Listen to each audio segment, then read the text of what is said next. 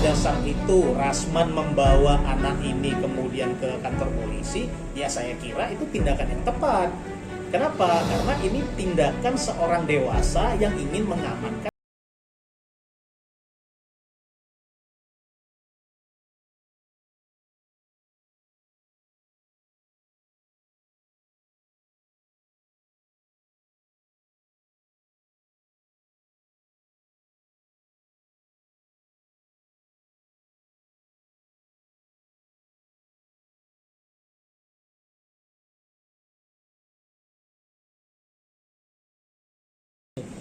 Melihat kasus yang sedang ramai ini terkait saling lapornya antara Nikita Mirzani dan Rasman nih. Abang sendiri melihatnya seperti apa kalau dari Rasman melaporkan dugaan penganiayaan sedangkan Nikita melaporkan dugaan pengeroyokan? Ya, ya, yang pertama saya sangat menyayangkan ya. Artinya apa? Artinya kedua belah pihak ini memperjuangkan anak di bawah umur, tapi terus terang saya melihat bahwa perilaku bahwa kedua orang dewasa ini tidak menunjukkan contoh, saya kira. Nah, terus kemudian aksi saling lapor ini kan harus kita lihat latar belakangnya apa. Dari yang saya dengar ya, artinya informasi yang merebak di media bahwa Loli itu yang kemudian mendatangi Rasman ya dengan berbagai cara, kita nggak tahu caranya apa.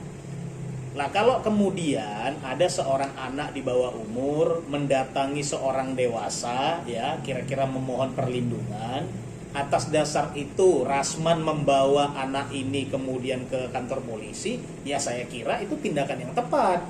Kenapa? Karena ini tindakan seorang dewasa yang ingin mengamankan anak di bawah umur, kan gitu. Lalu kemudian terjadi insiden, ada dugaan terjadi pemukulan antara kedua belah pihak. Nah, kalau kemudian ditanya siapa salah siapa benar, ya tentu kita tidak dalam kapasitas bisa menjawab itu.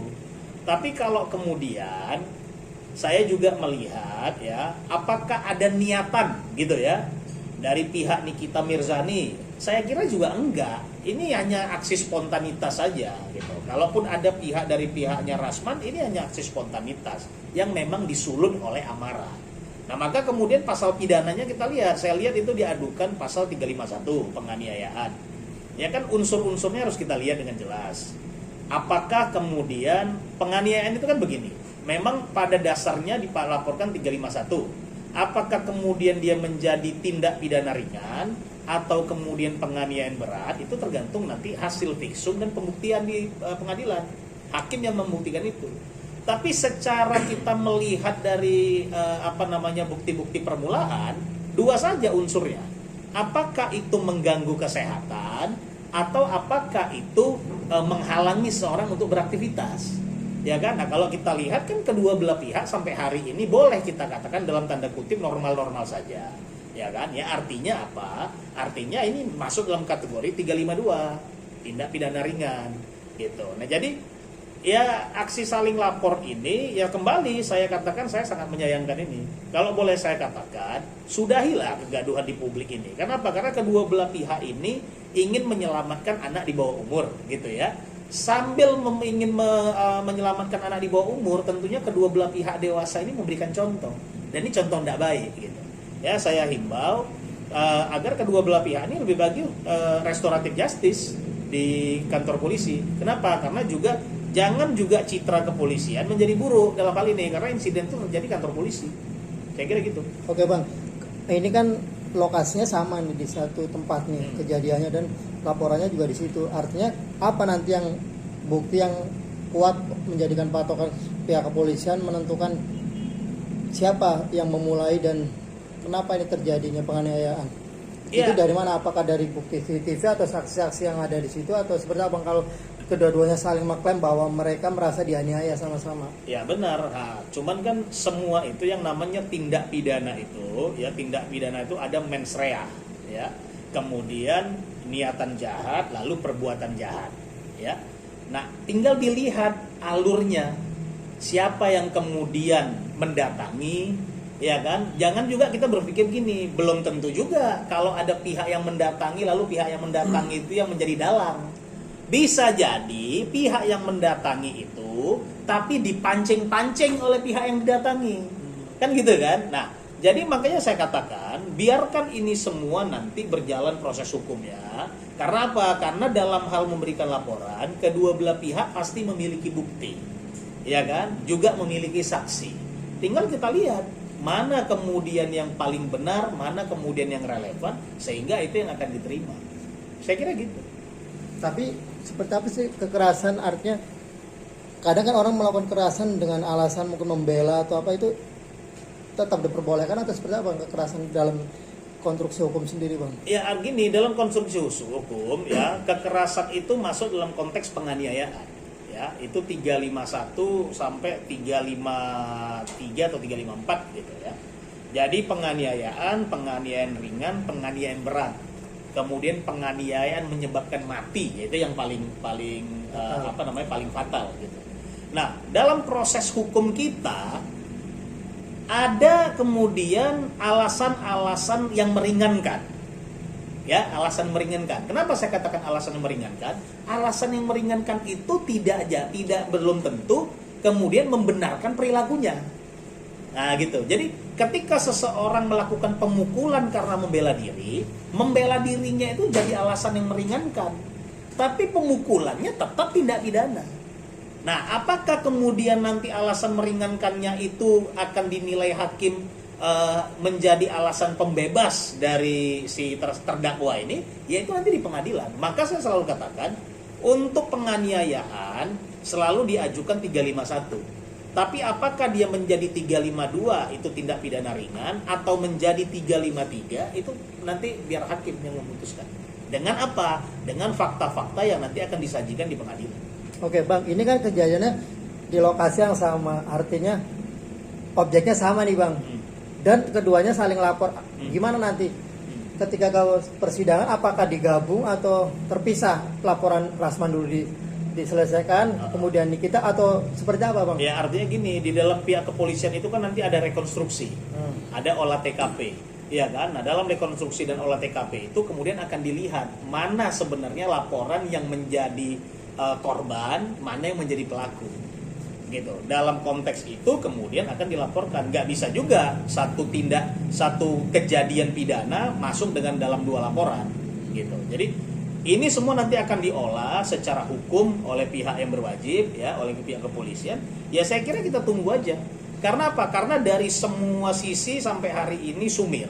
Kenapa sumir? Kita hanya mendapatkan fakta-fakta dari media ya. Sementara ketika laporan-laporan itu diterima, polisi memang berwajib untuk menerima laporan dari pihak manapun. Kan ada mekanismenya, ada dilakukan penyelidikan. Ketika setelah dilakukan penyelidikan akan dilakukan naik ke penyidikan gitu ya. Nah, di penyelidikan ini akan dilihat apakah peristiwa hukum ini sudah pernah dilaporkan sebelumnya. Nah, di situ akan dilihat aksi saling lapor itu biasanya akan selesai di situ.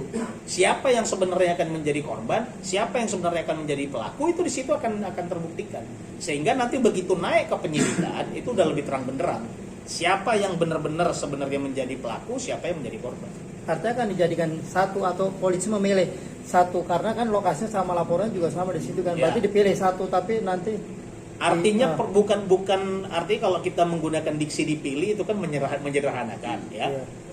Saya nggak mau menggunakan diksi dipilih, tapi dalam penyelidikan akan diungkap fakta sebenarnya. Nah, fakta sebenarnya itulah kemudian nanti yang akan dinaikkan ke penyidikan sehingga ditentukan siapa yang sebenarnya pelaku nih. Gitu loh, siapa yang sebenarnya pelaku, siapa yang sebenarnya menjadi korban. Nah, asumsi itu kemudian nanti dibangun oleh polisi dan diserahkan ke kejaksaan. Dari kejaksaan juga nanti akan diperiksa kembali hingga akhirnya diputuskan dengan jelas di persidangan. Gitu. Oke, Bang, selain ada laporan dugaan penganiayaan dan pengeroyokan, ada juga laporan penculikan, Bang. Kalau Abang sendiri dari sisi hukum melihatnya seperti apa, Bang? Abang kan tadi menyebutkan bahwa si anak lah yang mendatangi si Rasman, tapi di situ muncullah akhirnya laporan dugaan penculikan. Abang melihatnya seperti apa? Ya gini, kalau kita mau bicara ya, hukum itu terutama pidana itu kan konteksnya dua, ya. Mens rea, niat jahat, dan perbuatan jahat. Nah, kalau dikatakan Rasman melakukan penculikan, ada nggak mens reanya, ada nggak niatan jahatnya, bisa dibuktikan nggak, ya kan? Lah kalau kemudian si anak yang kemudian mendatangi Rasman, kan gitu ya, lalu di mana kita mau katakan Rasman ini punya niatan itu? Artinya gini, unsur-unsur pasalnya harus terpenuhi, kecuali informasi yang kita dapat tidak seperti itu sebenarnya, ya kan? Ini ceteris paribus nih, artinya apa?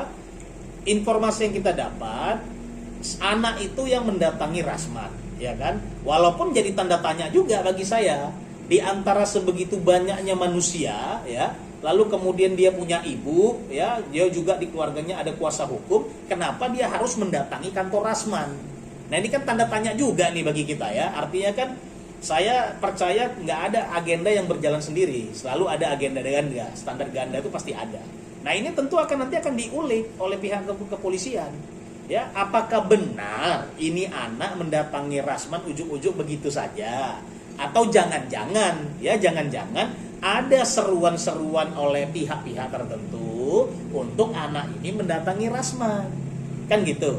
Tapi dalam konteks hari ini, fakta yang kita lihat, ya, sebatas fakta yang kita lihat bahwa Loli ini mendatangi Rasman, tujuannya kemudian untuk mencari perlindungan.